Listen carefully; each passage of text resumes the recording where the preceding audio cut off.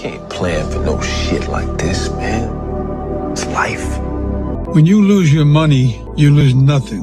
When you lose your health, you lose something. When you lose your character, then you lose everything.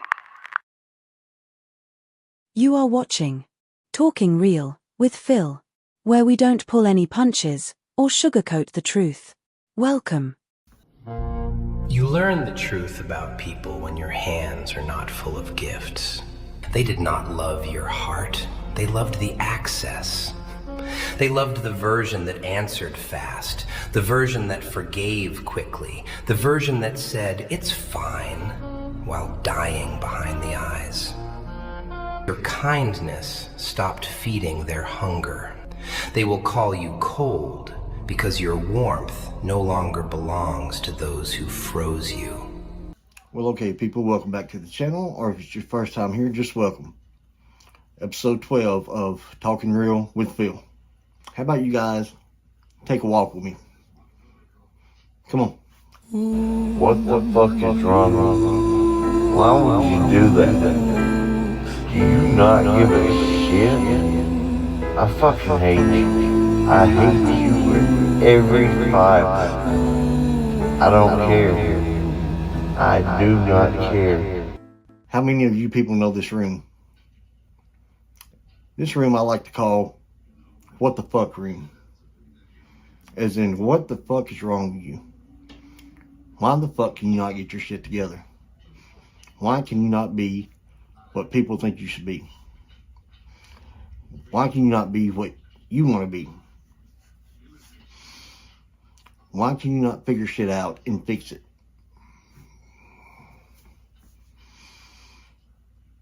Why is it the man that I am now and the man that I want to be, they can't connect? It's so dark in this fucking room that I can't see my hand in front of my face. And all I hear is echoes, just echoes of everything I've done wrong. Echoes of people telling me everything I can't do, everything I should do, everything I'll never be able to do again. As if I didn't know those things. As if I'm not self-aware. As if I'm clueless and have no fucking idea what they're talking about. This video is overdue. Mom passed 2 months ago. I should have made a video then. Should have made a video after my daughter's graduation. Should have made another video after I got kicked out after Mom's death. I put it off because I don't want to fucking talk about it. And I don't want to face it. It's been 2 months since Mom passed. And I can only recall one time that I told her everything I wanted to tell her and how much she meant. And I remember it specifically. It was after the wreck 4 years ago in the hospital. They were going to take me down for my third surgery of that week. Third and last surgery. I had gotten 2 blood transfusions during the week, and this was supposed to be my last surgery. And it took over 9.5 hours. But going into that surgery, when they came to take me down, I told her everything that I wanted to tell her, because I seriously did not think I would make it out of that surgery. And it broke my heart that I couldn't say goodbye to my wife and my children. They couldn't make it to the hospital in the month's time after the wreck. My mother is the only one that made it up there. So going into the surgery, I wanted to tell her how much that meant to me. And what I thought of her.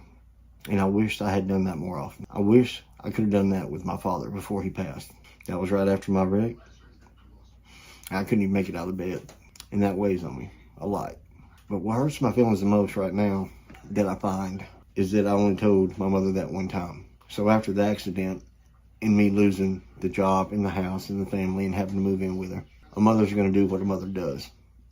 So she never talked down. She always tried to give me boost and self-confidence, saying I wasn't this and I wasn't that.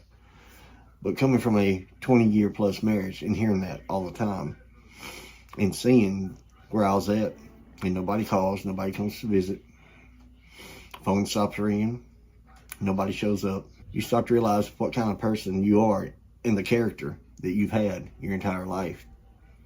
It's had to be a shit person to be in that position. And why the hell did God not take me at that time? When she left, I was the only person on this earth that had gave me confidence or tried to tell me those things. And it really pissed me off that I didn't tell her more than that one time. I should have took time out to let her know a lot more than I did. And yeah, I find myself in this place of darkness. I can't see my hand in front of my fucking face. It's a hard place to be. It's a very hard place to get out of. And I'm still working on that. I didn't want to make this video because I didn't want to fucking face these situations. There was definitely sexual and physical abuse before I was even 11 from some of the people that would come home with my mother, even some family. But I've never dealt with that shit, and I've never talked to anybody about it. I put that shit on a shelf in my mind, and that's where it fucking stayed. And it never came out. I never fucking revisited that unless there was a certain song or a smell, something distinctive that would trigger me instantly. And as soon as I was triggered, I put it right back there. And I refuse to live in the past. All I can do is put one foot in front of the other. Try to make better decisions that result in better outcomes. I think that's all that any of us can really do. I promised myself if I was ever a parent, I would be a good parent. This would happen and that would happen and this never would happen. And my children would know me. And that just hadn't been the case. And it's heartbreaking to know what you've done wrong, but not be able to fix it. Because that train has come and gone. So I tried to figure out how to be a father without being in the household. How do you have an effect on your children and be a part of their lives without actually being in their lives? And I don't know how to do that. And hopefully one day my daughter and my son will say, hey, I'd like to go spend the night with Dad one night or a weekend at Dad's house. But who knows? I never did growing up without my dad. I never said I want to go spend a weekend with him or a week with him. No, I was very bitter. And all I heard was my mother's side of the story the whole time, never once realizing the side my father was coming from. So I guess karma is a son of a bitch. I wanted to self-check out a lot, but I couldn't do that because I would play the tape through and realize what that would do to the people that actually do care for me and the people I would leave behind. And I don't want my children growing up asking themselves, what was wrong with Dad? And why did he leave? Even though we're not underneath the same roof, I want them to know that I've always been there and I'm going to be there. It's a hell of a lot harder to live your life for somebody than to die for them. Because living your life is a lot harder than being dead, I would imagine. And being in this place fucking sucks. But it's my job to find a way out.